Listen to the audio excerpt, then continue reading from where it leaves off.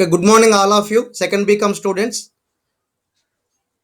So ఈరోజు మనం income tax చాప్టర్లో చిట్ట చివరి లెక్కల్లో ఉన్నాము. సో ఇన్కమ్ ట్యాక్స్ సంబంధించినటువంటి విడి వ్యక్తి యొక్క మొత్తం ఆదాయాన్ని ఏ విధంగా గణన చేయాలి అనే విషయాన్ని నిన్నటి వరకు చెప్పుకోవడం జరిగింది. ఈరోజు విడి వ్యక్తి యొక్క మొత్తం ఆదాయాన్ని గణన చేసిన తరువాత అతడు ఎంత పన్ను చెల్లించాలి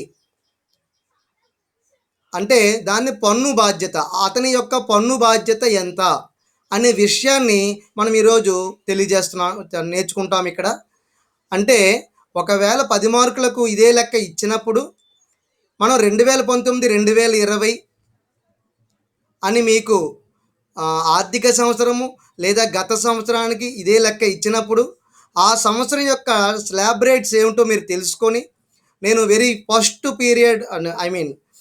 వెరీ ఫస్ట్ చాప్టర్లో ఒక ఇన్కమ్ ట్యాక్స్కి సంబంధించినటువంటి స్లాబ్ రేట్స్ అంటే ఏమిటి అనేది చెప్పాను. అలాగే 2019 2020 పన్ను ఆదాయపు సంవత్సరము లేదా గత సంవత్సరము లేదా ఆర్థిక సంవత్సరానికి ఎంత పన్ను చెల్లించాలి అతడు, దాని యొక్క అంటే ఒక వ్యక్తికి ఏ విధంగా స్లాబ్ రేట్స్ ఉంటాయి అనే విషయాన్ని మీకు చెప్పడం జరిగింది. మళ్ళీ ఒకసారి ఇప్పుడు కూడా చూపిస్తాను, ఆ మొట్టమొదటి చెప్పుకున్నటువంటి క్లాసులో చెప్పినటువంటి దాన్ని. సో మనం దాని మీద ఆధారపడి ఒక వ్యక్తి ఎంత పన్ను చెల్లించాలి అంటే, పన్ను బాధ్యత అంటే ఒక అసెస్సీకి ఎంత పన్ను చెల్లించాలి అనేటటువంటి బాధ్యతను మనం ఈరోజు కనుక్కుంటున్నాము. అది కూడా ఏంటి, 2019 2020 గత సంవత్సరానికి, దాన్ని ప్రీవియస్ ఇయర్ అంటాము. 2019 2020 గత సంవత్సరానికి తరువాతి సంవత్సరం 2020 2021 దాన్ని పన్ను నిర్ధారణ సంవత్సరము, అసెస్మెంట్ ఇయర్ అంటాము.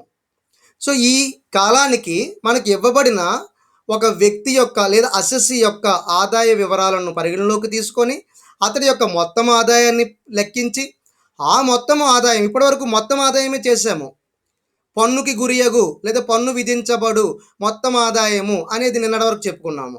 ఇప్పుడు దాని తర్వాత మరొక ఇంపార్టెంట్, ఇది చెప్తే ఆటోమేటిక్గా ఎక్కడితో సిలబస్ కంప్లీట్. కాకపోతే ఇదేంటి, పన్ను బాధ్యత అంటే ఏ విధంగా ట్యాక్స్. మీరు గత సంవత్సరం చేసిన లెక్కలు మళ్ళీ ఇక్కడ పనికిరావు, అప్పుడు కొద్దిగా మార్పు ఉంది, అదేంటి అన్నది కూడా ఇప్పుడు చెప్తాను. ఇక్కడ కొద్దిగా మార్పు ఉంటుంది, వాటిని మనం గమనించాలన్నమాట. కాబట్టి అందుకే నేను ప్రతి ఒక్కరిని మిస్ అవ్వద్దు అని చెప్పి ఇప్పుడు చెప్పడం కూడా జరిగింది. సో ఇది ఫాలో అవ్వండి ప్రతి ఒక్కరు కూడా. ఇక్కడ ఇప్పుడు మనం నేర్చుకోబోయేటటువంటి విషయంలో ముందు లెక్కకు వెళ్దాము. నిన్న ఏ విధంగా అయితే చేసామో ఆ విధంగా లెక్కలో నేను ఇప్పుడు నా లెక్క చేసి అప్పుడు పన్ను బాధ్యత అనే కొత్త అంశంలోకి వెళ్దాము.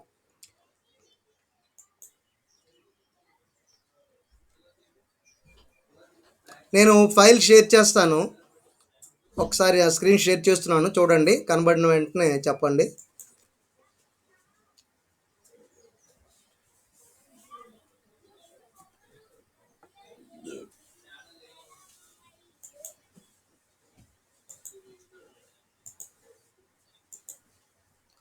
ఓకే, ఈరోజు ఒకరిద్దరు ఎవరైనా మిస్ అయితే క్లాసు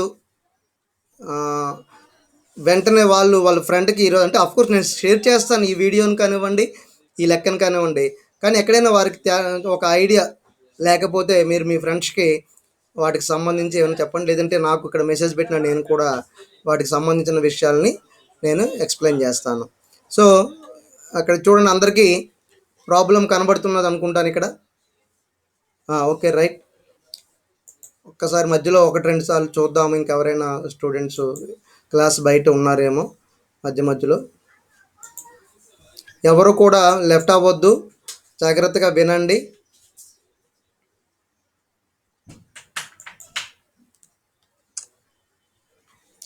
చూడండి, ఇక్కడ దిగువ వివరాల నుండి అనంత్ యొక్క మొత్తము ఆదాయాన్ని లెక్కించి అతడు చెల్లించవలసిన పన్ను, దాన్ని పన్ను బాధ్యతను గణించండి అనేది మనకు లెక్క ఇవ్వటం జరిగింది. చూడండి, ఇక్కడ దిగువ వివరాల నుండి అనంత్ యొక్క మొత్తము ఆదాయము మరియు పన్ను బాధ్యతను లెక్కించండి అనేది మనకి లెక్కలో ఇవ్వటం జరిగింది. అది సో ఇక్కడ అనంత్ అనేవాడు అసెస్సీ, అతడి మొత్తం ఆదాయం ఎలా కట్టాలనేది నిన్నటి వరకు మనం చేస్తూనే ఉన్నాము. లెక్క ఏ విధంగా ఇవ్వనివ్వండి, 5 మార్గాలే ఉండనివ్వండి, లేదా 4 వనరులే ఉండనివ్వండి, వాటిని ఒక వరుస క్రమంలో వేసేసి మొత్తం కూడితే అక్కడ మొత్తం ఆదాయం వస్తుంది. అలా వచ్చిన తర్వాత పన్ను ఎంత చెల్లించాలి? 2018, 2019, 2020 గత సంవత్సరానికి, లేదా 2020, 2021 ఆదాయ పన్ను అదే పన్ను నిర్ధారణ సంవత్సరానికి అనే విషయాన్ని మనం ఇక్కడ లెక్కించబోతున్నాము. మొదటగా మనం అనంత్ ఇచ్చినటువంటి వివరాలు గమనిస్తే, జీతము నుండి ఆదాయము, దీన్ని ఇన్కమ్ ఫ్రమ్ శాలరీ 2,40,000. మరి ఇక్కడ గమనించండి, ఏమీ చెప్పలేదు, ఇది నికరము అని కానీ ఏమీ చెప్పలేదు. మరి ఒకసారి గమనిద్దాం అది కూడా. ఏమి చెప్పకపోతే ఇక్కడ అంటే నికరము అని అన్నా, లేదా స్థూల జీతము అన్నా, అప్పుడు మిగతా అండర్ సెక్షన్ 16 అతనికి తగ్గింపులు అవి తీసివేస్తాము. ఏమి చెప్పలేదు, జీతం నుండి వచ్చిన ఆదాయం వచ్చింది, ఇది మొత్తం మనకి ఇచ్చినట్టు నికర ఆదాయంగా భావించి బయట 2,40,000 వేస్తాము. అలాగే ఇక్కడ చూడండి, గృహస్థు నుండి వస్తువులైన ఆదాయం అనలేదు, గృహస్థి అద్దె వస్తువులైంది అన్నాడు.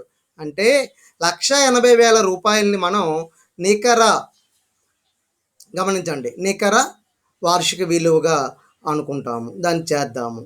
తరువాత వ్యాపార లాభాలు, ఇతనికి ఒక వ్యాపారం కూడా ఉంది. చూడండి, ఇది 3వ, అంటే జీతం అనే మార్గం ద్వారా ఆదాయం వస్తుంది అనంతకి, గృహాలు ఉన్నాయి, అద్దెకిచ్చి ఆదాయం తెచ్చుకుంటున్నాడు.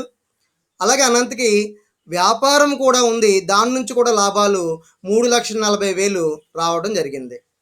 అలాగే ఆ ఏడాది ఇతడు కొన్ని దీర్ఘకాలిక మూలధన ఆస్తులను కలిగి ఉన్నాడు, అమ్మేశాడు అవి. అలా అమ్మటం వలన ఇతడికి లాభమైతే లేదు, నష్టాలు వచ్చాయి. సో దీర్ఘకాలిక పెట్టుబడి నష్టాలు అని ఇచ్చాడు. మరి వీటికి దీర్ఘకాలిక పెట్టుబడి లాభం ఏదైనా ఉంటే తగ్గిద్దాము, లేదంటే వచ్చే సంవత్సరానికి లేదా ముందుకు తీసుకొని వెళ్తాము. 60,000 రూపాయలు, దాన్ని ఆ విధంగా చూడండి. నెక్స్ట్,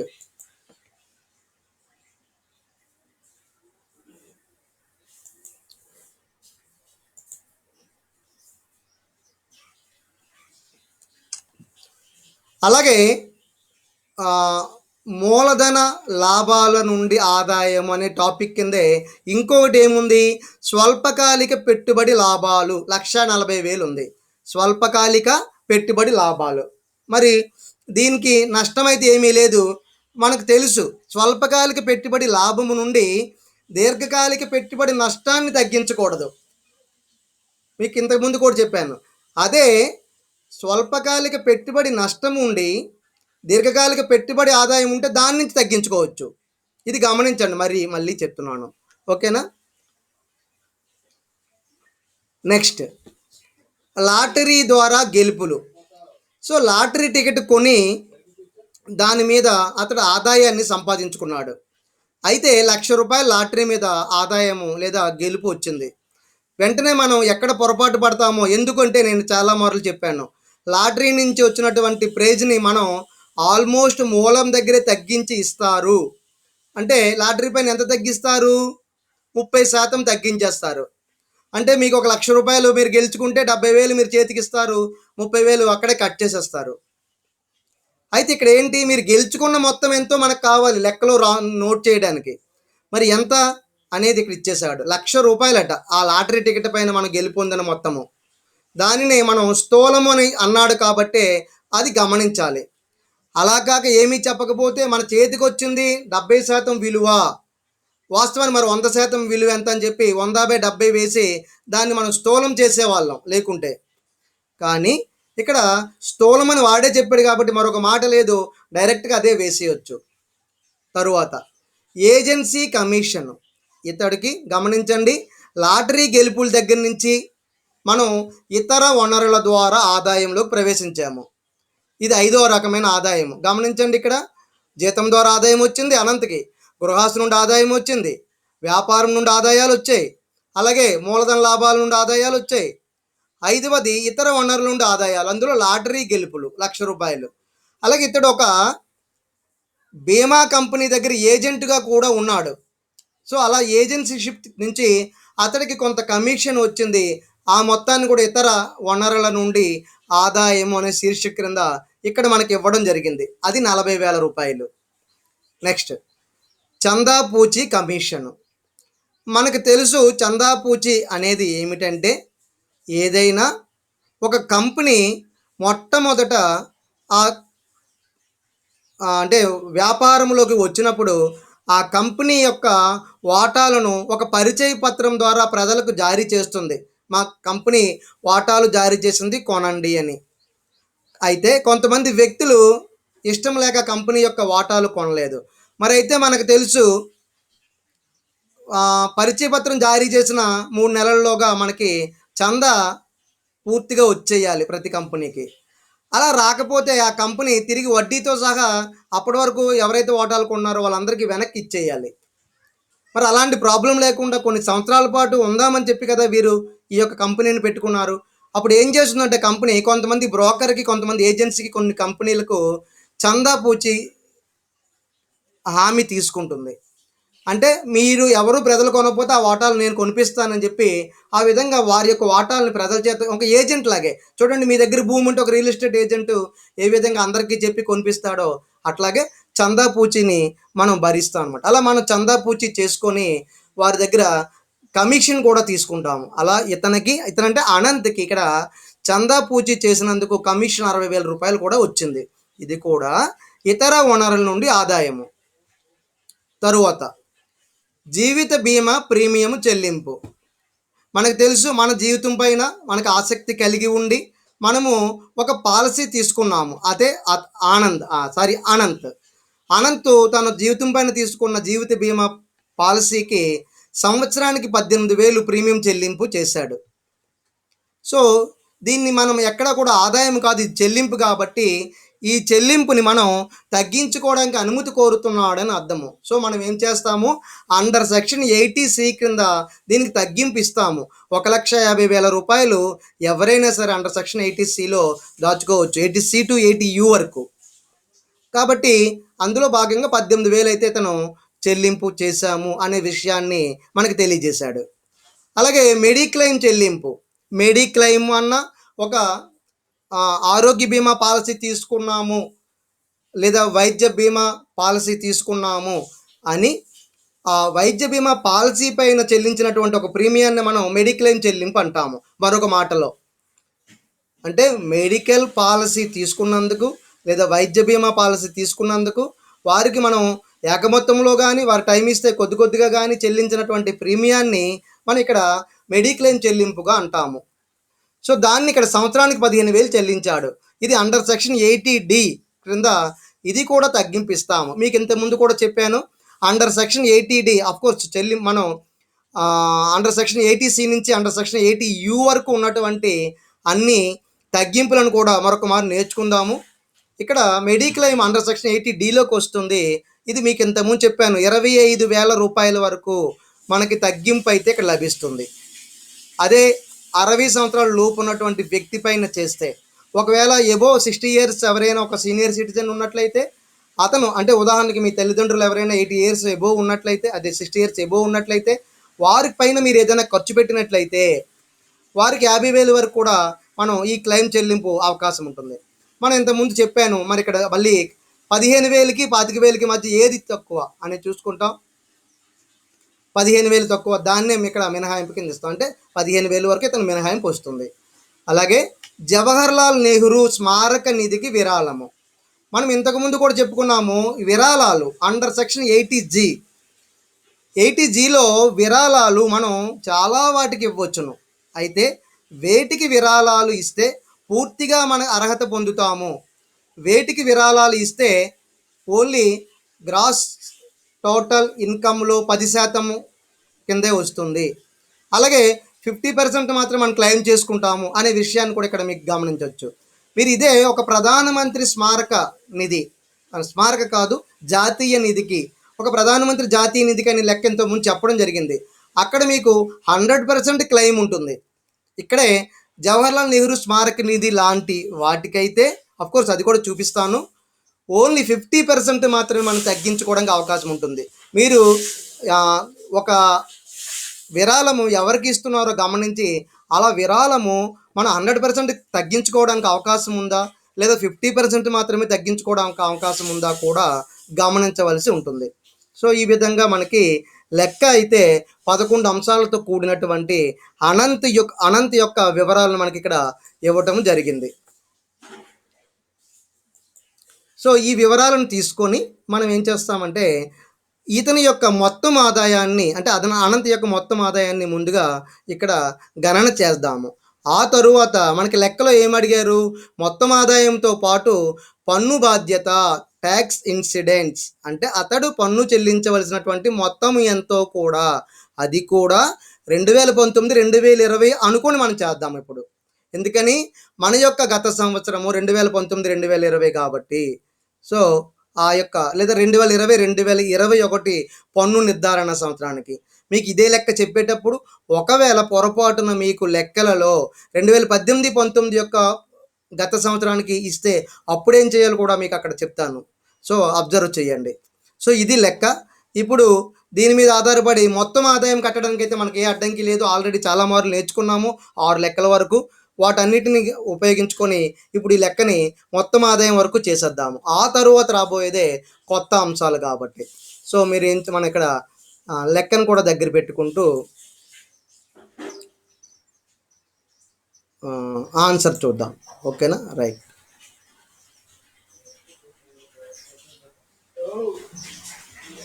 ఒక్కసారి ఓకే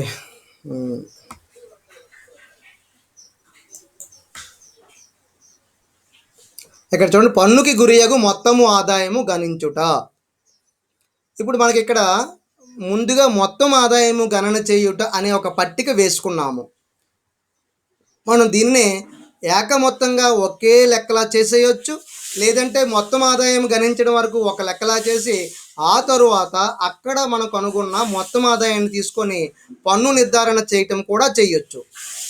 కాబట్టి ముందుగా పన్నుకి గురియగు మొత్తం ఆదాయం గణించుట అనేది నిన్నటి వరకు చెప్పుకున్న లెక్కల మాదిరిగా ముందుగా ఇక్కడ చేద్దాము. సో మరి ఎవరు ఇక్కడ మనకి అసెస్సి? అనంత్.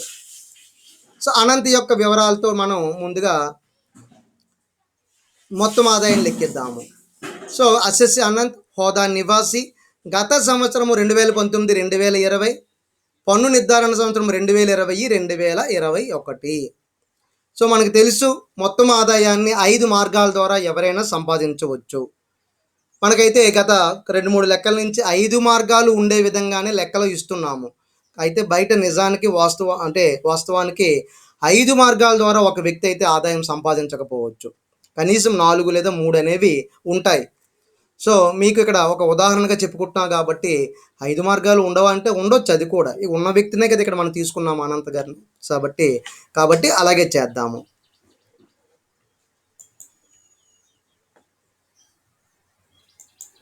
ఓకే, నెక్స్ట్ ముందుగా లెక్కను చూస్తే జీతము నుండి ఆదాయము 2,40,000 ఇవ్వటం జరిగింది. సో ఈ మొత్తాన్ని మనం స్థూల జీతము అనుకోవడానికి అవకాశం లేదు. ఎందుకని?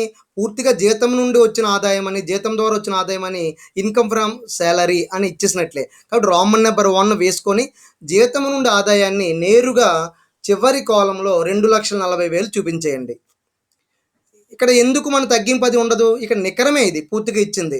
అండర్ సెక్షన్ 16 కూడా తీసేసిన తరువాత మాత్రమే ఇచ్చిన మొత్తంగా దీన్ని భావించాలి. అందుకని ఆ పదజాలము ఏదైతే మనకి పదజాలం ఉందో అది ఆధారంగా చేసుకొని మనం ఎలాగ మీరు ఊహించుకున్నారో చెప్పాలి, అక్కడ రాయాలి. సో జీతం నుండి ఆదాయం 2,40,000. సో ఓకే, నెక్స్ట్ 2,40,000 వేసాను. మళ్ళీ లెక్కలోకి వెళ్ళినట్లయితే గృహస్థి అద్దె వసూలు. ఇక్కడ చూడండి, గృహస్థు నుండి ఆదాయము అనలేదు, గృహస్థి నుంచి అద్దె మాత్రమే వసూలైందట. సంవత్సరానికి 1,80,000. అంటే మనము మీకు తెలుసు గృహస్థు నుండి అద్దె వసూలైనప్పుడు యుక్తమైన అద్దె విలువ మరియు మున్సిపల్ అద్దె విలువ వీటన్నిటిని ఎక్కువ తక్కువ ఎక్కువ అనే 3 దశల్లో చేస్తే ఆ చివరి దశలో మీరు అక్కడ గృహం యొక్క వాస్తవంగా వచ్చిన అద్దె ఈ 1,80,000తో పోల్చి చూసుకుంటాము. అఫ్కోర్స్ మనకు అలాంటివి ఏవి ఇవ్వలేదు కాబట్టి నేరుగా మనకి ఇవ్వబడినటువంటి గృహస్థి యొక్క అద్దె వసూలు నికర వార్షిక విలువగా భావించవచ్చు లెక్కలో. సో ఆ విధంగా అందుకనే గృహస్థు నుండి ఆదాయం అని సైడ్ హెడ్డింగ్ పెట్టి వస్తువులైన అద్దె ఇదే నికర వార్షిక విలువ అన్నమాట. ఇదే నికర వార్షిక విలువ. మీరు కావాలనుకుంటే వస్తువులైన అద్దె బ్రాకెట్‌లో దీనినే ఎన్ఏవిగా భావిస్తాము. దీనినే నికర వార్షిక విలువగా భావించడమైనది అని. ఎందుకని? మనం ఇలా 3 దశలు వేయటానికి ఇది చాలా పెద్ద లెక్క కదా! ఓన్లీ మనకి గృహస్థు నుండి ఆదాయం కనుక్కున్నప్పుడు ఇలాంటివన్నీ వస్తాయి. చాలా పెద్ద లెక్కలో నేరుగా ఇచ్చేస్తాడు ఇక్కడ. కాబట్టి వసూలైన అద్దె బ్రాకెట్‌లో దీనిని నేను నికర వార్షిక విలువగా భావించితిని. అలాగే భావించాలి. సో, 1,80,000 రెండవ కాలంలో వేసుకుంటాము. అదే వేశాను ఇక్కడ. ఇప్పుడు మీకు తెలుసు నికర వార్షిక విలువ కట్టిన తరువాత 2 విషయాలు తగ్గింపులు అనేవి తీయడానికి అవకాశాన్ని ఇస్తాయి. అవే లెస్ తగ్గింపులు అండర్ సెక్షన్ 24 అని వేసి, ఒకటి ప్రామాణిక తగ్గింపు లెక్కలో ఎక్కడ ఎవరు మనం గుర్తుపెట్టుకొని వెళ్ళాలి అని ఇంతకుముందు చెప్పాను. సో, ప్రామాణిక తగ్గింపు ఎలా? నికర వార్షిక విలువలో 30%. ఇది మనం గుర్తుపెట్టుకొని వెళ్ళాలి. ఇక్కడ కూడా లెక్కలో ఇవ్వలేదు. కాబట్టి అండర్ సెక్షన్ 24 అని వేసి, ఒకటి ప్రామాణిక తగ్గింపు నికర వార్షిక విలువలో 30%. మరి మనం వసూలైన అద్దెని నికర వార్షిక విలువగా భావించమని చెప్పి అనుకున్నాము కాబట్టి 1,80,000 ఇంటూ 30/100 అని వేసుకున్నాము. మరి లెక్కించినట్లయితే 54,000 అవుతుంది. 1,80,000 మీద 30% కడితే 54,000. దీనిని మూడవ కాలంలో వేసుకోండి ముందు. వేసి రెండవ పాయింట్ తగ్గింపులో ఏమొస్తుందంటే ఇక్కడ వేసుకున్నాము. నేరుగా బయట ఎందుకు వేసామంటే ఇది ఒక్కటే ఉందని వేసారు వాళ్ళు. కావాలనుకుంటే మనం మూడవ వరుసలో 54,000 వేసి ఇక్కడ రుణము తగ్గింపు రుణముపై వడ్డీ తగ్గింపు కూడా మనం తీయొచ్చు. ఒకవేళ లెక్కలో చూడండి, ఎక్కడైనా అతడు ఆ ఇంటిని ఒక బ్యాంక్ నుంచి రుణాన్ని తీసుకొని దానిపైన ఇల్లు నిర్మించాడని కానీ ఇచ్చి ఆ వడ్డీ అతను ఇంత సంవత్సరానికి ఇంత కట్టాడని కనుక ఎక్కడైనా ఉంటే దానిని మనం ఇక్కడ చూపించవలసి ఉంటుంది. మీకు తెలుసు, ఒకసారి గుర్తుకు తెచ్చుకోండి. అండర్ సెక్షన్ 24లో 2 అంశాలు ఉంటాయి. సో, రెండవది ఇక్కడ లేదు. కాబట్టి మీరు అనుకుంటే రుణంపై వడ్డీ డాష్ అని పెట్టేయండి. 54,000ని డాష్ కలిపేసి 54,000 రెండవ కాలంలోకి రండి. అంటే 1,80,000 రూపాయలు మీ చేతికి వచ్చినటువంటి మొత్తము అద్దె అయితే దాని నుంచి మీకు తగ్గించుకోవడానికి అనుమతి ఎంత ఇచ్చారు అంటే 54,000 రూపాయలకు తగ్గించడానికి అవకాశం ఇచ్చారు. దానిని తీసేద్దాం. ఇప్పుడు ఇంకా మనము పన్ను విధించడానికి అవకాశం ఉన్న గృహస్థు నుండి ఆదాయం ఎంత మిగిలింది? 1,26,000 రూపాయలు మిగిలింది. సో, 1,26,000ను మనం చిట్ట చివరి కాలంకి తీసుకొని వెళ్తాము. సో, ఇలా ఇచ్చినప్పుడే గమనించండి, ఇక్కడ కూడా గృహస్థు నుండి ఆదాయము అనే ఒక మాట కనుక ఉంటే తిరిగి మీరు ఇవేవీ చెయ్యనవసరం లేదు. లేదా గృహస్థు నుండి ఆదాయము లెక్కించబడినది అనే మాట ఉన్నా ఇదేమీ చేయనవసరం లేదు. నేరుగా 1,80,000 అవుటర్లో వేసేసి ఉండేవారు. ఇక్కడ అలా కాకుండా వస్తువులైన అద్దె అని అన్నాడు కాబట్టి మనం ఈ విధంగా తగ్గింపులు అండర్ సెక్షన్ 24ని తీయటం జరిగింది. ఓకేనా? రైట్. 54,000 వేసాము. నెక్స్ట్ ఇప్పుడు ఇంకొక విషయం గమనించండి. ఒకవేళ కనుక ఇదే లెక్కలో గృహస్థి ఇంకొక ఇల్లు కూడా ఈ యొక్క అనంతకుండి ఆ ఇంటిపైన నష్టం వచ్చిందని ఇస్తే ఈ 1,26,000ని ఇక్కడ వేసి ఆ నష్టాన్ని కూడా ఇక్కడే తీయాలి ఒకవేళ ఉంటే. ఉదాహరణకి నేను చెప్పాను. అలా లేదు ఈ లెక్కలో. కాబట్టి మనం మిగిలిన ఆదాయాన్ని 1,26,000 రూపాయలని చిట్ట చివరి కాలంకి తీసుకొని వెళ్ళటం జరిగింది. ఓకే. ఇప్పుడు 2 రకాల వనరులు, జీతం నుండి ఆదాయాన్ని వేసాము, గృహస్థు నుండి ఆదాయాన్ని కూడా వేసేసాము. నెక్స్ట్ మూడవ వనరు లేదా మూడవ ఆదాయ మూలం ఏంటంటే వ్యాపార లాభాలు. వ్యాపారం నుంచి వచ్చిన లాభాలు లేదా వ్యాపారం నుండి వచ్చిన ఆదాయాలు. వీటిలో ఏమైనా ఇచ్చాడా అన్నది చూస్తే ఇక్కడ మూడవ పాయింట్ చూడండి. లెక్కలో వ్యాపారం నుంచి వచ్చిన ఆదాయం మనకి 3,40,000 రూపాయలు ఇవ్వటం జరిగింది. మరి ఈ వ్యాపారం నుంచి వచ్చిన లాభము ఇచ్చినప్పుడు వెంటనే మనం అటువంటి వ్యాపారంలో అతనికి ఏదైనా ఒక తరుగుదల ఉందా లేదా ఏదైనా ఒక నష్టం ఉందా అనేది లెక్క మొత్తము చూసుకోవాలి ఒకసారి, ఎక్కడైనా ఉందా. మరైతే ఆ వ్యాపారం ద్వారా అతనికి ఏ రకమైనటువంటి నష్టం అని కానీ లేదా గత ఏడాది అతను పొందిన నష్టాన్ని ఏడాదికి క్యారీ ఫార్వర్డ్ చేసినట్టు కానీ ఎక్కడా లెక్కలో లేదు. కాబట్టి మనం నేరుగా బయట రెండవ కాలం కానీ మూడవ వరుసలో కానీ చిట్ట చివరి కాలంకి తీసుకుని వెళ్ళిపోవచ్చు. సో దేర్ఫోర్ మూడవ వనరు వ్యాపార లాభాలు అని చెప్పి 3,40,000 రూపాయలని చిట్ట చివరి కాలంలో వేయటం జరిగింది. సో 3 వనరులు అయిపోయాయి. ఇక 4వ వనరు ఏమిటి అంటే మూలధన లాభాల నుండి ఆదాయం వచ్చిందేమో చూడాలి. మనకి ఇక్కడ లెక్కలో చూసినట్లయితే చూడండి, ఇక్కడ 4వ పాయింట్ 5వ పాయింట్ పెట్టుబడి అన్నాడు. పెట్టుబడి అన్న మూలధన అన్న రెండు ఒకటే. కాబట్టి పెట్టుబడి లాభాల నుండి ఆదాయం అన్న మూలధన లాభాల నుండి ఆదాయం అని 2 పాయింట్లు తీసుకోవచ్చు. ఇక్కడ మనం గమనిస్తే దీర్ఘకాలిక మూలధన లాభము అయితే లేదు, కానీ దీర్ఘకాలిక మూలధన నష్టం అయితే ఉంది. అలాగే స్వల్పకాలిక మూలధన లాభం 1,40,000 ఉంది, కానీ స్వల్పకాలిక మూలధన నష్టాలు అయితే ఎక్కడ లెక్కలో లేవు. కాబట్టి మీరు జాగ్రత్తగా దేనికదే విడివిడిగా వెయ్యాలి అనే విషయాన్ని గమనించండి. ముందుగా దీర్ఘకాలిక పెట్టుబడి నష్టము, మరి మీకు దీర్ఘకాలిక పెట్టుబడి నష్టం 60,000 ఉంది కదండి. మనకి స్వల్పకాలిక పెట్టుబడి లాభాలు 1,40,000 వచ్చాయి కదా. మరి రెండు కూడా ఈ పెట్టుబడి లాభం నుంచి ఆ నష్టాన్ని తీసేయవచ్చు కదా అనుకోవచ్చు. కానీ మీకు ఒక విషయాన్ని ఇంతకుముందు చెప్పాను, మరొక్కసారి గుర్తుపెట్టుకోండి. స్వల్పకాలిక పెట్టుబడి లాభము కానీ లేదా దాన్నే స్వల్పకాలిక మూలధన లాభం కానీ అంటారు. అలాంటి దాని నుంచి దీర్ఘకాలిక నష్టాన్ని తీయకూడదు, గుర్తుపెట్టుకోండి. అదే స్వల్పకాలిక నష్టం ఉంటే లేదా స్వల్పకాలిక మూలధన నష్టం ఉంటే దానిని దీర్ఘకాలిక మూలధన లాభం నుంచి తగ్గించుకోవచ్చు. ఆ అవకాశం అయితే ఆదాయ పన్ను శాఖ వారు ఇవ్వటం జరిగింది. ఈ విధంగా మనం ఇది లెక్కలో అయితే ఎక్కడ ఉండదు, మనం గుర్తుపెట్టుకుని వెళ్ళాలి.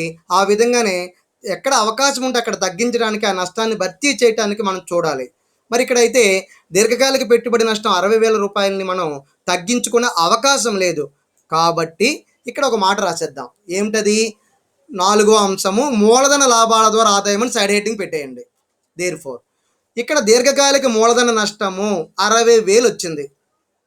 మరి నష్టాన్ని భర్తీ చేయడానికి లాభం అయితే లేదు. కాబట్టి మనం ఏం చేయాలంటే దీన్ని క్లోజ్ చేసేయాలి. అక్కడే క్లోజ్, ఇక్కడ చెయ్యలేదు మీరు చెయ్యండి. ఈ 60,000 బ్రాకెట్లో పెట్టుకోండి. దీని అర్థం మైనస్ అన్నమాట. మళ్ళీ 60,000ని బ్రాకెట్లో వేసి బ్రాకెట్ క్లోజ్ చేసేయండి. బ్రాకెట్ కాదు, ఆ బాక్స్ క్లోజ్ చేసేయండి. అక్కడ ఏం రాయాలి?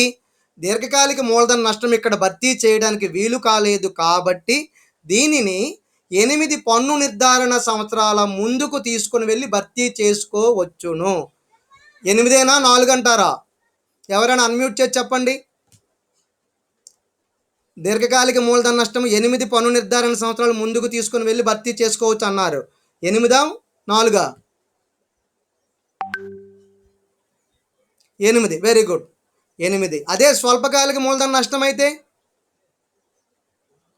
4 సంవత్సరాలు. వెరీ గుడ్, 4 సంవత్సరాలు. అది మీకు అర్థమైంది. ఇక్కడ మనం దీర్ఘకాలిక మూలధన నష్టాన్ని భర్తీ చేసుకోవడానికి ఏమీ లేదు, కాబట్టి దాన్ని క్లోజ్ చేసేయండి. ఆ బాక్స్ని క్లోజ్ చేసేసి దీర్ఘకాలిక మూలధన నష్టం ఇక్కడ భర్తీ చేయడానికి ఆదాయం లేదు, కావున దీనిని 8 పన్ను నిర్ధారణ సంవత్సరాలకు ముందుకు తీసుకుని వెళ్ళి భర్తీ చేసుకోండి అని రాసేస్తాము.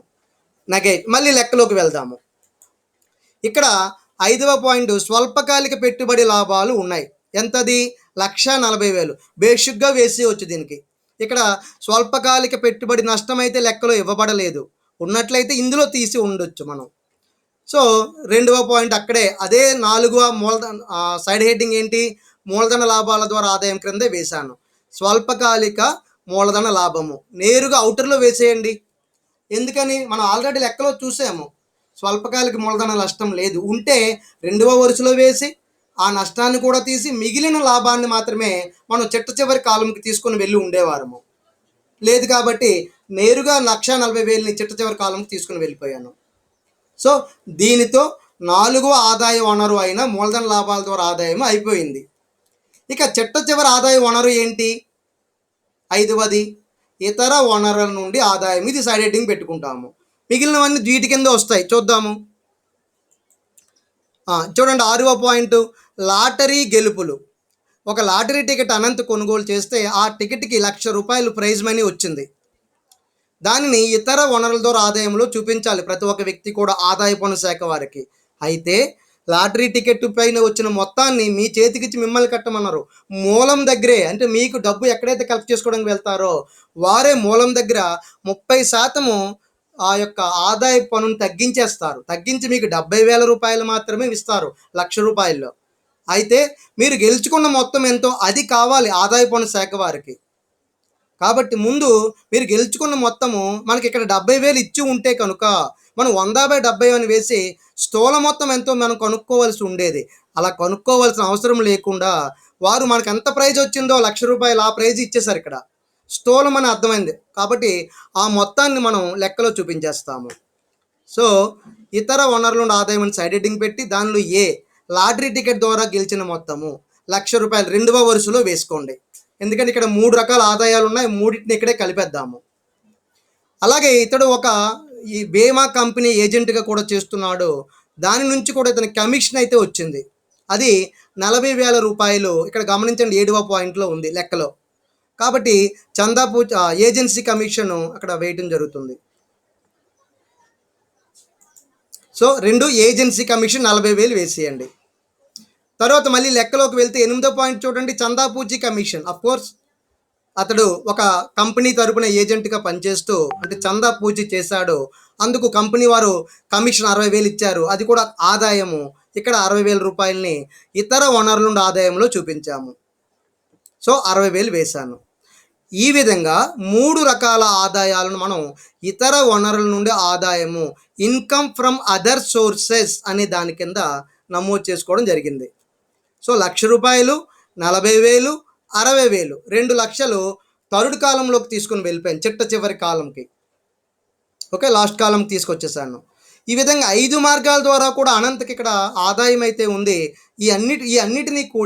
వీటన్నిటిని కూడితే స్థూల మొత్తము ఆదాయము, దాన్నే గ్రాస్ టోటల్ ఇన్కమ్ అంటాం మనము. గ్రాస్ టోటల్ ఇన్కమ్ దాన్ని ఇక్కడ చూపించాము. ఇక్కడ గమనించండి, 2,40,000 మరియు 1,26,000 మరియు 3,40,000 మరియు 1,40,000, 2,00,000. 5 మార్గాలు కూడా 3వ కాలంలోకి వెళ్ళాయి, చివరి కాలంకి వచ్చాయి. సో 5 మార్గాల ద్వారా కూడా ఇక్కడ ఆదాయం అయితే ఇక్కడ అసెస్సీకి ఉంది. చూద్దాము. 3,66,000. ఓకే, ఎవరమ్మా? Okay okay, Bharati join అయ్యావమ్మా?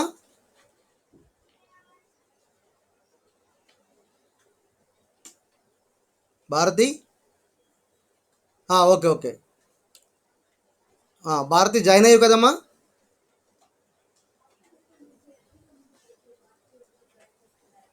Okay okay, right, continue చేద్దాము. అంటే ఆల్రెడీ ఇంతకు ముందు వచ్చి అనుకోకుండా ఎగ్జిట్ అయ్యావా, ఇప్పుడే రావటమా?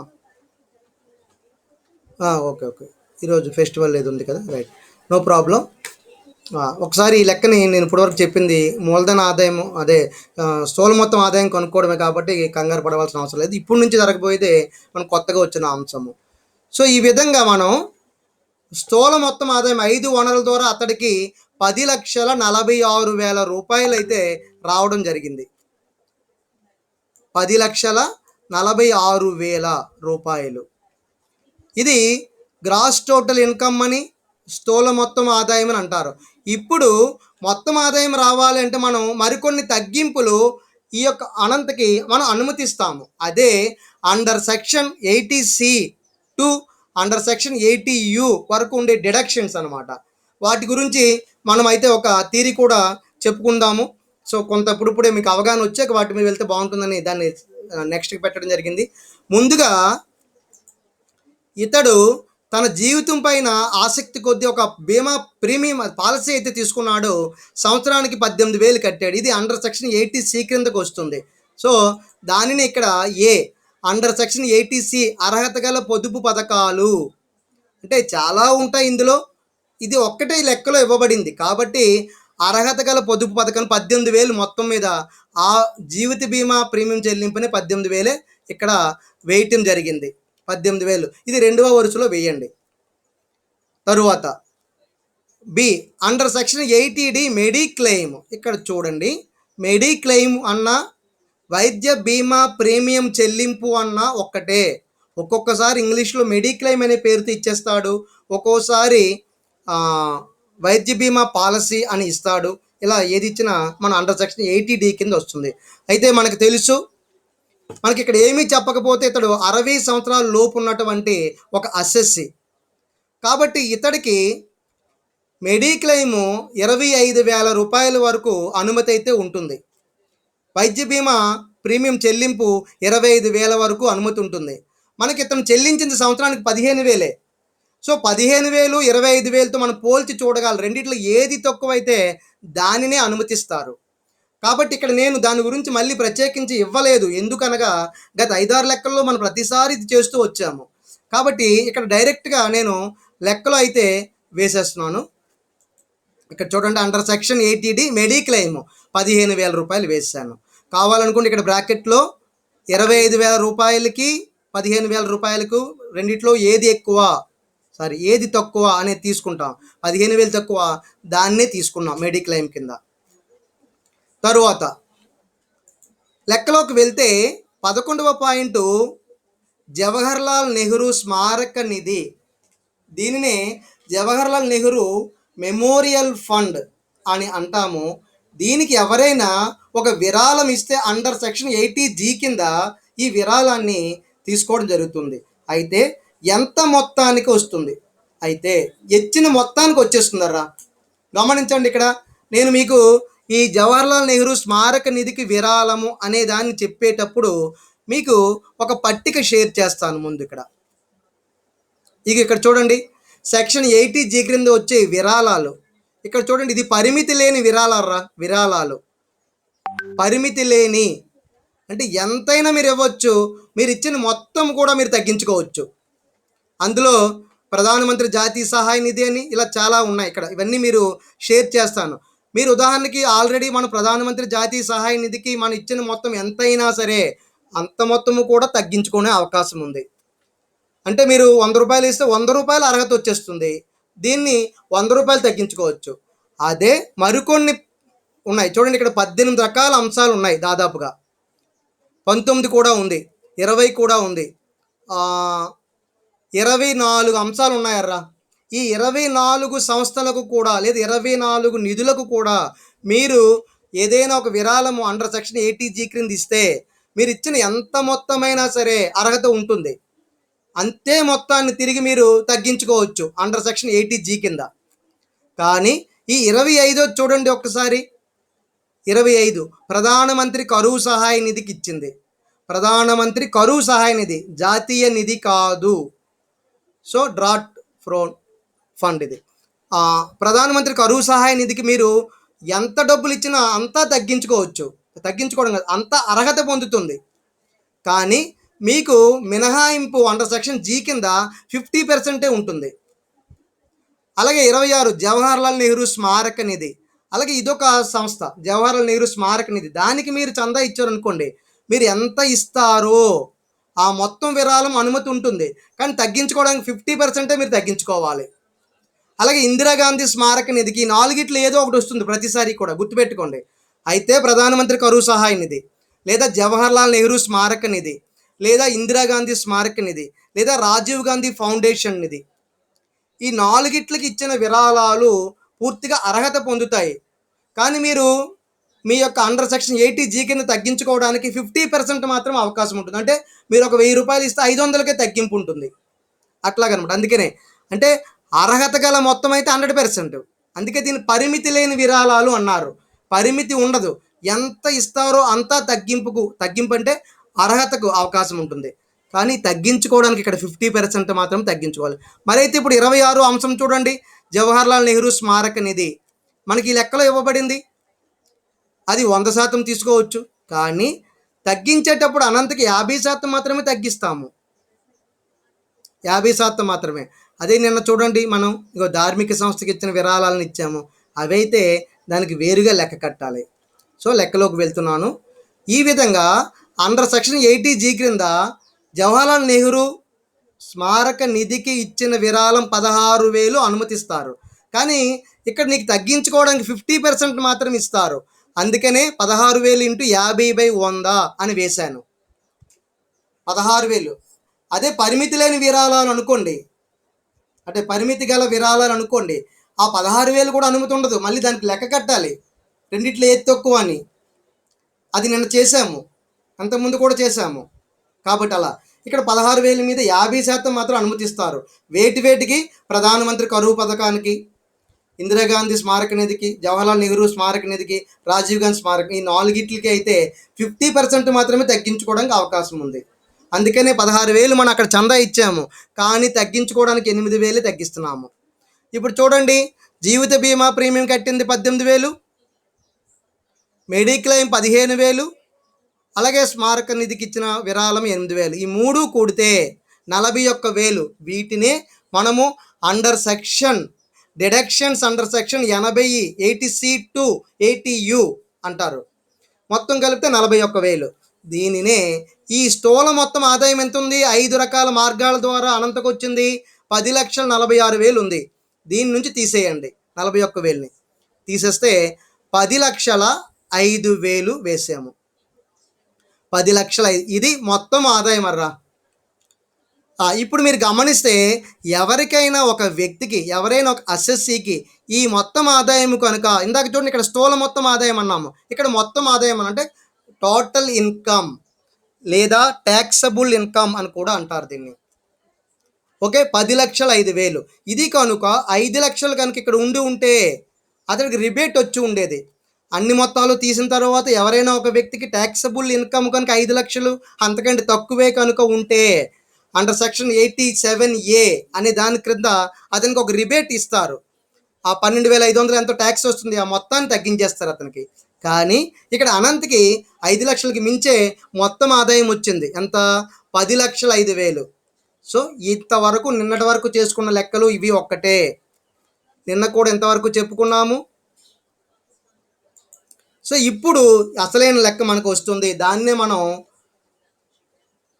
పన్నుని చెల్లించటము అంటారు. పన్నుని ఏ విధంగా చెల్లించాలి ఇతడు దానికి. సో ఇది కట్టేటప్పుడు ఇక్కడ మీకు ఇదర్ర లెక్క. మళ్ళీ వేరుగా దీని క్రింద ఒక పట్టిక వేసుకుంటాము. దానికే శ్రీ అనంత్ యొక్క పన్ను బాధ్యతను గణన చేయుట 2020, 2021 పన్ను నిర్ధారణ సంవత్సరం కానీ రాసేయండి పైన.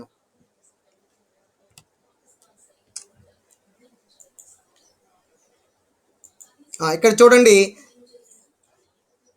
మీరు పై లెక్కలో, అంటే ఇదే లెక్కలో పై టేబుల్లో మీరు పన్ను విధించబడే మొత్తం ఆదాయం 10,05,000 అని చెప్పి మీరు తీసుకోవడం జరిగింది, అంటే కనుక్కోవడం జరిగింది. దానిని తీసుకుని 2వ వరుసలో వేయండి. ఇక్కడ 2వ వరుసలో, ఎందుకంటే చివరి వరుసలో ట్యాక్స్ వెళ్తుందన్నమాట. జాగ్రత్తగా వినండి, ఇక్కడ నుంచి కొత్తగా మనకి స్టార్ట్ అయ్యింది. పన్ను విధించబడు ఆదాయము, దీన్ని తీసుకోవాలి. ఈ 10,05,000 మీద ఇప్పుడు ట్యాక్స్ అతను కట్టడానికి సిద్ధపడ్డాడు. ఎంత కట్టాలి, అతని చేత ఎంత కట్టించాలి అనేది ఇప్పుడు మనం చెయ్యాలి. సో ఇప్పుడు 2019, 2020 గత సంవత్సరానికి కానివ్వండి, లేదా 2020, 2021 ఆదాయపు లేదా పన్ను నిర్ధారణ సంవత్సరానికి కానివ్వండి, దీనికి ఒక టేబుల్ అయితే ఉంది. దాన్ని మొట్టమొదట ప్రామాణిక తగ్గింపు స్టాండర్డ్ డిడక్షన్ అంటారు. ఆదాయ పన్ను శాఖ వారు గత సంవత్సరం అయితే 40,000 ఇచ్చారు. మన ఈ సంవత్సరం అంటే 2019, 2020కి 50,000, 40,000 నుంచి 10,000 పెంచారు, 50,000 ఇచ్చారు. కాబట్టి మీరు ప్రతిసారి ఏం చేయాలంటే, వారు ఇది చెప్పరు, మీరే తీసేయాలి. పన్ను విధించబడి మొత్తం ఆదాయం 10,000 వేయాలి. ఇక్కడ 10,05,000 వేయండి. ఎలా వచ్చింది ఇది? ఇదిగో ఇక్కడ కనుక్కున్నాం కదా, 10,05,000. దానినే ఇక్కడ చూపించాను. ఈ 10,05,000 నుంచి లెక్కలో ఎక్కడ ఇవ్వరు, మీరు ముందుగా ప్రామాణిక తగ్గింపు తీయండి. ఎందుకంటే ఆదాయ పన్ను శాఖ వారు ప్రతి ఒక్కరికి అవకాశాన్ని ఇచ్చారు. 50,000 వరకు చెప్పకనే తీసేయచ్చు అందరికీ. దాన్నే ప్రామాణిక తగ్గింపు స్టాండర్డ్ డిడక్షన్ అంటారు. అదే లాస్ట్ ఇయర్ లెక్కల వాళ్ళకైతే 40,000 తీయించాను. ఇప్పుడు 50,000.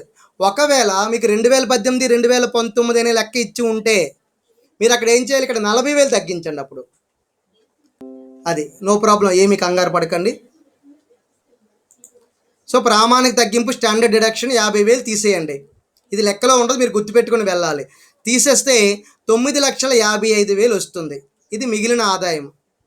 ఇంకా ఈ మిగిలిన ఆదాయం నుంచి మీరు 2 రకాల అంశాలను ఇక్కడ తీయాలరా.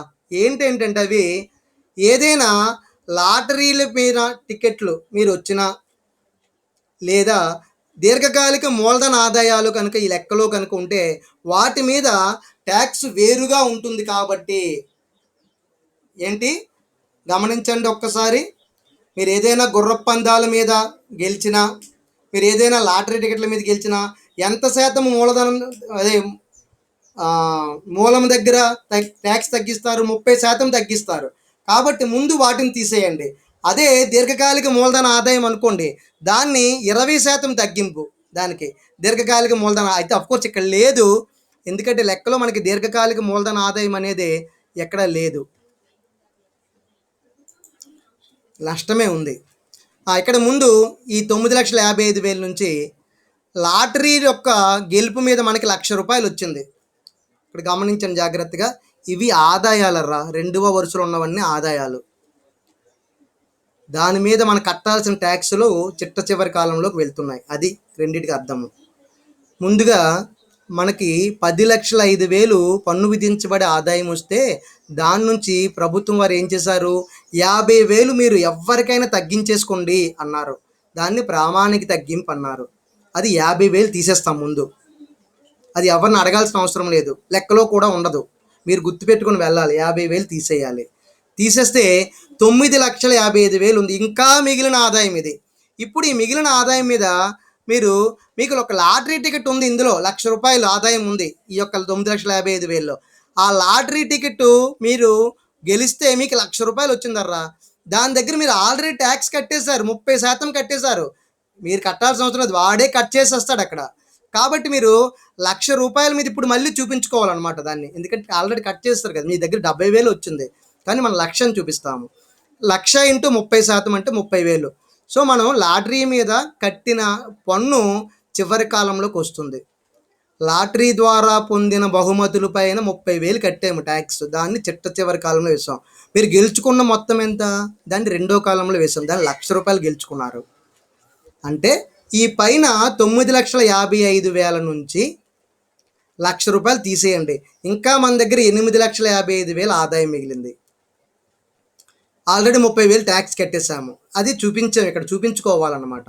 ఇది మిగిలిన ఆదాయం అంటారు ఇక్కడ.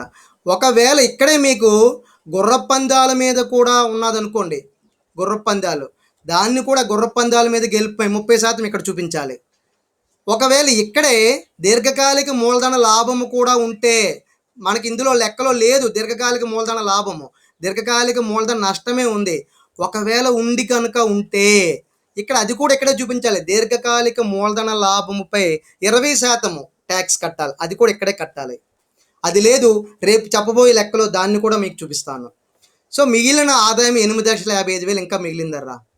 ఇప్పుడు దీన్ని మనం ఆదాయ పన్ను స్లాబ్ రేటు ప్రకారము కట్టాలి.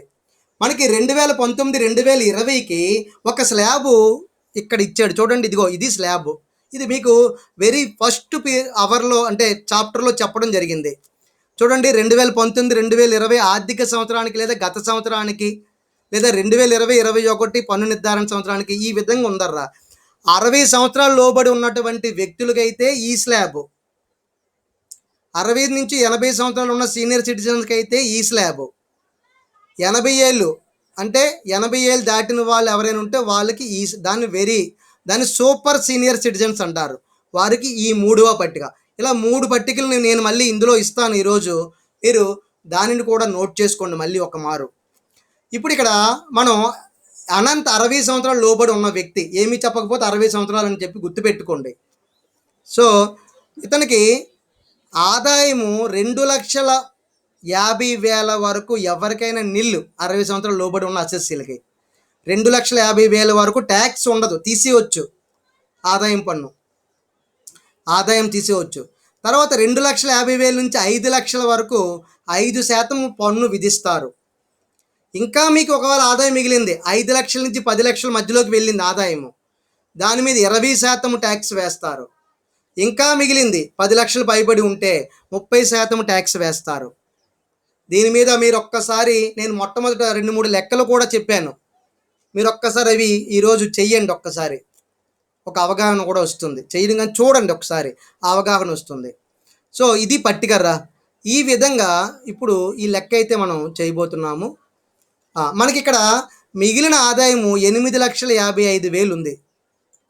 మిగిలిన ఆదాయము 8,55,000 వచ్చింది. అంటే ఇందులోంచి 50,000 స్టాండర్డ్ డిడక్షన్ తీసాను, ₹1,00,000 లాటరీ టికెట్లు వచ్చిన ఆదాయం తీసాను, ఇంకా 8,55,000. దీన్ని ఇప్పుడు ఈ 4 రకాల స్లాబుల కింద మార్చుకోవాలి. ఎలా? 0 నుంచి 2,50,000 వరకు నో ట్యాక్స్ అది. తర్వాత 2,50,000 పైబడి 5,00,000 లోపు ఉంటే 5% ట్యాక్స్ తీస్తాము. తర్వాత 5,00,000 పైబడి 10,00,000 లోపు ఉంటే దానికి 20% ట్యాక్స్ చేస్తాము. ఒకవేళ ఇంకా ఆదాయం ఇతని దగ్గర ఉంది, 10,00,000 పైన ఉంటే 30% ట్యాక్స్ కూడా విధిస్తాము. అలా స్లాబ్ని మనం మార్చుకుంటూ వెళ్ళాలి. ఇక్కడ మొదట స్లాబ్ అని పెట్టాను, రోమన్ నెంబర్ 1 పెట్టాను. 0 నుండి 2,50,000 వరకు నో ట్యాక్స్. ఎవరమ్మా? హలో, మ్యూట్లో పెట్టుకోండి అమ్మా, డిస్టర్బెన్స్ వస్తుంది.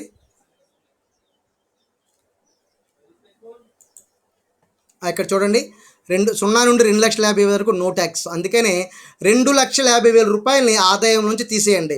మన దగ్గర మిగిలిన ఆదాయం 8,55,000 ఉంది కదా, దాని నుంచి 2,50,000 తీసేయండి. తీసేసి ఇక్కడ ట్యాక్స్ ఈ 2,50,000 మీద నిల్లు అనమాట. 2,50,000 మీద నిల్లు, అందుకని పన్ను లేదని రాశాను. డాష్ పెట్టవచ్చు మీరు.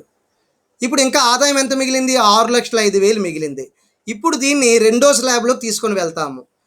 రెండో స్లాబు 2,50,000 నుండి 5,00,000 మధ్యలో ఉండే ఆదాయం ఎంత ఉంటుంది? 2,50,000 ఉంటుంది. 2,50,000 నుండి 5,00,000కి 2,50,000. దీని మీద 5% కట్టాలర్రా, 5%. సో ఇక్కడ 2,50,000 ఆదాయాన్ని తీసేస్తాము. తీసేసి ఈ 2,50,000 మీద 5% కడితే 12,500 వచ్చింది. సో ఇక్కడ వేసిన దాని మీద కడుతున్నాను అనమాట. 2,50,000 మీద 5% కడితే 12,500 ట్యాక్స్ వచ్చింది. అయిపోయింది. ఇప్పుడు ఇంకా మనకి 6,05,000 నుంచి 2,50,000 తీసేస్తుంటే ఆల్రెడీ 5,00,000 తీసేసాము. ఇక్కడ చూడండి, ఇందాక ఒక 2,50,000, ఇప్పుడు ఒక 5,00,000 తీసేసాము. ఇంకా ఎంత మిగిలిందంటే మిగిలిన ఆదాయం 3,55,000. ఇది ఇప్పుడు మూడో స్లాబ్లోకి వెళ్తుంది. మూడో స్లాబ్ ఎక్కడి నుంచి ఉంది?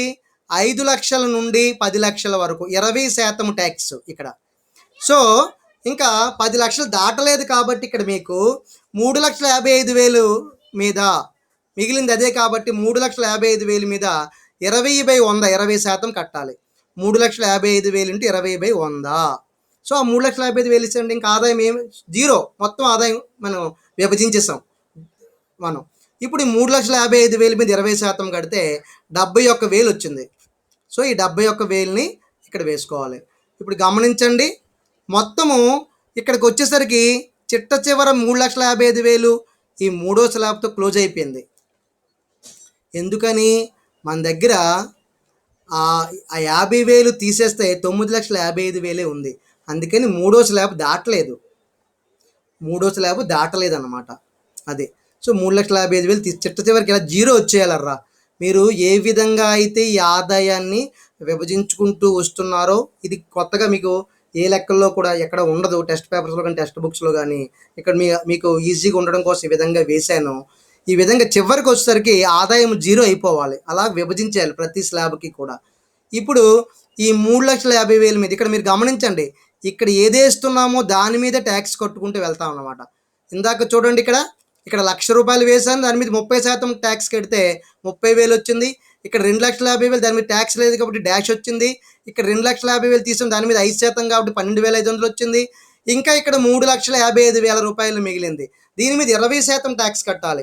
3,55,000 ఇంటూ 20/100 అంటే 71,000 వచ్చింది. ఈ విధంగా మన దగ్గర మొత్తం ఆదాయాన్ని ట్యాక్సుల వారీగా విభజించుకుంటూ వెళ్ళాలి. అలా అయితే అతనికి ఏ రకమైనటువంటి ఇబ్బంది ఉండదన్నమాట. ట్యాక్స్ లేకపోతే ఎక్కువ అయిపోతుంది. ఈ విధంగా చూస్తే మనకి మొత్తం మీద ట్యాక్స్ ఎంత పడిందో చూడండి. ఇక్కడ 30,000, తర్వాత 12,500, 42,500, తర్వాత 71,000, 1,13,500 వచ్చింది. దీన్ని ఆదాయపు పన్ను, అతడు చెల్లించవలసిన ఆదాయపు పన్ను 1,13,500. మరి అయితే ఎవరికైనా సరే ఆదాయపు పన్ను కట్టిన తర్వాత మళ్ళీ పన్ను మీద పన్ను, ట్యాక్స్ ఆన్ ట్యాక్స్ అంటారు. దానినే సెస్ అంటారా, సిఈఎస్ఎస్, సెస్ గుర్తుపెట్టుకోండి, సెస్. దీన్ని ట్యాక్స్ ఆన్ ట్యాక్స్ అంటే పన్ను మీద పన్ను చెల్లించడం అంటారు. ఏంటి పన్ను మీద పన్ను మనం ఇన్ని రకాల మార్గాల ద్వారా అతను పన్ను చెల్లిస్తే 1,13,500 వచ్చింది కదా. ఇలా పన్ను మొత్తం కూడిన తర్వాత ఎంత వచ్చిందో దీని మీద 4% సెస్ అనేది మళ్ళీ అతనికి వెయ్యాలి. అంటే ఇక్కడ పన్ను కనుక్కున్న తర్వాత మళ్ళీ పన్ను వేయటం, దాన్ని పన్ను మీద పన్ను అంటారు. అంటే మనం నోట్లో వచ్చే పన్ను మీద పన్ను కాదు, ఇది ట్యాక్స్ ఆన్ ట్యాక్స్. దీనికి ఒక పేరు పెట్టారు 2018-19 నుంచి. ఏం పేరు పెట్టారు? ఇంతకుముందు అయితే దీన్ని ప్రైమరీ ఎడ్యుకేషన్ సెస్ అని, హైయర్ ఎడ్యుకేషన్ సెస్ అని ఇలా చెప్పేవారు. ఇప్పుడు పూర్తిగా మార్చేసి health and education cess, HEC అంటారు. హెల్త్ అండ్ ఎడ్యుకేషన్ సెస్, ఆరోగ్య మరియు విద్యా సెస్సు అనే పేరుతో 4% విధిస్తున్నారు 2018-19 నుంచి. అంతకుముందు 3% ఉండేది. 2018-2019 నుంచి ఇది 4% చేయటం జరిగింది. సో మరి ఇక్కడ మనకి ట్యాక్స్ ఎంత వచ్చింది? మనం కూడితే 1,13,500 వచ్చింది. ఈ 1,13,500 ఇంటూ 4% అంటే 4/100 వేస్తే చూడండి ఎంత వచ్చింది, కొట్టండి. 4,540 రూపాయలు వస్తుంది. 4,540. దీన్ని సెస్ అంటారు. ఇది ఎవరికైనా ఉంటుంది. ఎందుకంటే భారతదేశంలో ఆరోగ్యానికి సంబంధించిన పథకాలకు ఇవ్వడానికి, అలాగే భారతదేశంలో విద్య అభివృద్ధి కోసం వీటిని వినియోగిస్తారన్నమాట ఈ డబ్బుని. అందుకనే ఈ ఆరోగ్య మరియు విద్యా సెస్ పేరుతో ప్రతి ఒక్కరికి కూడా 4% ట్యాక్స్ అయితే సెస్ అయితే తీసుకుంటారు. ట్యాక్స్ కా సెస్ గుర్తుపెట్టుకోండి. దేని మీద కట్టాలి? ట్యాక్స్ కట్టిన తర్వాత దాని మీద కట్టాలి. ఎంత ట్యాక్స్ ఒక వ్యక్తి కట్టాలో మీరు కనుక్కున్న తర్వాత ఇది వస్తుంది, అంతవరకు రాదు. ఓకేనా? 1,13,500 నుంచి 4% 4,500. ఇప్పుడు ఈ రెండూ కలపండి. అప్పుడు ఈ 1,13,500 పన్ను మరియు ఈ సెస్ 4,540 ఈ రెండూ కలిపితే 1,18,040 రూపాయలు. సో 1,18,040 రూపాయలని మనము ఈ అసెస్ అయిన అనంత్ యొక్క మొత్తము పన్ను బాధ్యత, the total tax incidents of Anant SSC for the year 2020 and 2021 assessment year అని ఇక్కడ చెప్పాలి. సో 2020-2021 పన్ను నిర్ధారణ సంవత్సరానికి అనంత్ కట్టవలసిన మొత్తం పన్ను ఎంత? 1,18,040 రూపాయలు. ఈ రెండు కలిపితే అతని పన్ను ఎంత? యాక్చువల్గా 1,13,500. మళ్ళీ దాని మీద పన్ను అంటే సెస్ అంటాం, దాన్ని 4,540 వచ్చింది. 4% ఎప్పుడు ఇదే ఉండాలి మీ. సో ఈ రెండు కలిపేస్తే 1,18,040 వచ్చింది. ఇది మీరు ఆన్సర్గా తీసుకోవాలన్నమాట. అది. సో మీకు ఇక్కడ ఒక మాట మీకు అవకాశం కోసం ఏం చెప్తున్నానంటే, ఇక్కడ అనంత్ యొక్క ఆదాయము కనుక 5 లక్షలు కానీ అంతకన్నా తక్కువ కానీ ఉంటే మీకు అండర్ సెక్షన్ 87 కంటే మీకు రిబేట్ వచ్చి ఉండేది. కానీ ఇతని యొక్క ఆదాయం 10,05,000 అయ్యింది, అందుకని ఇక్కడ రిబేట్ ఇవ్వలేదు. ఒక లెక్క మీకు 5 లక్షలు కానీ అంతకన్నా తక్కువ కానీ ఉన్న మొత్తం వచ్చేటట్టు ఒకటి ఇస్తాను. అప్పుడు ఏ విధంగా రిబేట్ కట్టాలో కూడా మీరు తెలుసుకుంటారు. నేను ఈ లెక్కను షేర్ చేస్తాను, ప్రతి ఒక్కరు కూడా అది రాసి అర్థం చేసుకోండి. ఇలాంటి ఒక 2-3 లెక్కలు చెప్తే మీకు ఈజీగా అర్థమవుతుంది. సో ప్రతి ఒక్కరు కూడా ఈ లెక్కల్ని తప్పనిసరిగా చేయడానికి ప్రయత్నించండి. ఈరోజు నేను ఇవన్నీ కూడా మీకు షేర్ చేస్తాను, జాగ్రత్త. అలాగే ఇక్కడ ఉన్నటువంటి ట్యాక్స్ మళ్ళీ ఒక్కసారి ఇన్కమ్ ట్యాక్స్ స్లాబ్స్ రేట్స్ 2019-2020 ఇవి నోట్ చేసేసుకోండి. ఇదే పట్టికని ఇలాగా మీరు ఒక్కొక్క పట్టికను 1 by 1 వేసుకున్నా పర్వాలేదు, పక్కన వేసుకున్నా పర్వాలేదు. సో ఇవి కూడా నోట్ చేసేయండి. ఓకేనా? సో ఇది 1,18,040 రూపాయలు అనంత్ యొక్క ట్యాక్స్. అందరికీ అర్థమై ఉంటుంది అనుకుంటాను. మధ్యలో కొంతమంది జాయిన్ అయ్యారు, వారికి మొత్తం ఆదాయం వరకు కొత్తదేమీ లేదు, అందులో ఇంతకుముందు చెప్పిందే. ఎటొచ్చి నేను కొత్తగా ఈ లెక్కలో మనం ఏం చెప్పుకున్నామంటే ఇదిగోనరా ఇక్కడ నేను ఏదైతే మీకు, ఎందుకంటే ఇది మారిపోతుంది, అందుకే నేను మళ్ళీ మీకు ఒక పట్టికలో వేసి ఇక్కడ ఇవ్వడం జరిగింది. ప్రతి లెక్క ఈ విధంగానే చెయ్యండి, చాలా ఈజీగా ఉంటుంది ఇలా చేసుకుంటే. మీరు అతని యొక్క ఆదాయం చివరికి 0 అయ్యేటట్టు చూసుకుంటాం అన్నమాట. అది ఓకేనా? ఎవరికైనా ఏదైనా ఒక సందేహం వస్తే ఏదైనా ఇక్కడ అడగండి ఒకసారి. ఇది మీకు షేర్ చేస్తాను. వీలైతే రేపు మనకి వాస్తవానికి క్లాస్ అవర్ లేదు, కానీ ఏదో టైంలో మన అవర్ ఏదైతే ఖాళీ అవర్ ఉందో ఆ అవర్లో ఇంకొక లెక్క తీసుకొని చెప్తాను. తీసుకుంటే దాన్ని బట్టి మీకు మరింత అవసరం అంటే అవగాహన వస్తుంది. నేను కూడా కొన్ని లెక్కలు వన్ బై వన్ హోంవర్క్ ఇస్తాను, ప్రాక్టీస్ చేయండి. తప్పు వచ్చిందని ఏమీ కంగారు పడకుండా ఎంతవరకు మనం వెళ్ళినా అంతవరకు స్టెప్స్ వైజ్ మార్క్స్ అయితే ఉంటాయి. మనకి ఇది రావాలి తప్పనిసరిగా. మీరు చేస్తూ ఉండండి. మోర్ ప్రాక్టీస్ మీకు మోర్ అండ్ మోర్ ప్రాక్టీస్ చేయండి.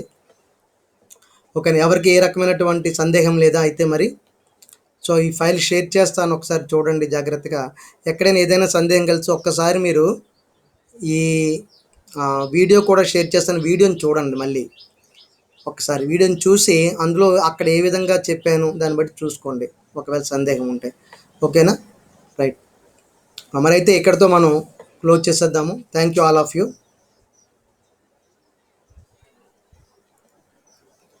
నూకభారతి, ఈరోజు కూడా మరొక అసైన్మెంట్ ఇవ్వమ్మా.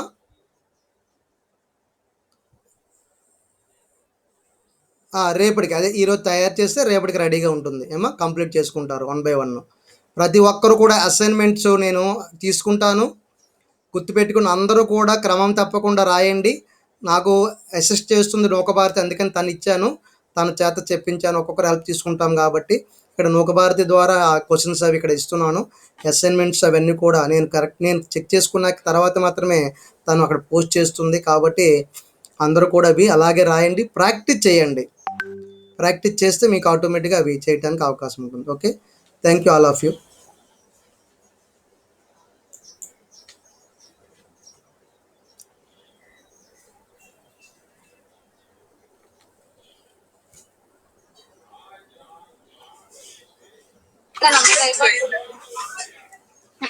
జస్ట్ నౌ పులిహోర కలిపించాలి పడుకుంది. పులిహోర కలిపాను చాలా తినాలి కదా బాబోయ్. బొట్టేటి బొట్టే ఎక్కడుంది బొట్టు? పసుపే తీసుకో పులిహోర.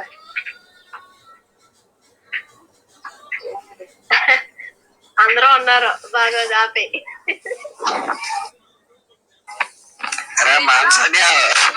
మాన్సానియా చిన్నపిల్లలు భయపడతారా? ఎవరున్నారు అడిగా చిన్నపిల్లలు? చాలా మంది. అయినా భయపడమని అంటే చాలే, ఎవరో భయపడితే మనకెందుకు? సరే సరే, ఇంకెవరో మాట్లాడుతారు. సరే బాయ్ బాయ్. అందరూ ఎవరిపల్లాలు బిసి పులిహోర తినండి, పాసికి పోతే నీకు పంపిస్తాను. కాలేజ్కి వచ్చినప్పుడు తీసుకుంటాను. ప్రాక్టీస్ తెచ్చు వెళ్ళిపోయింది అది.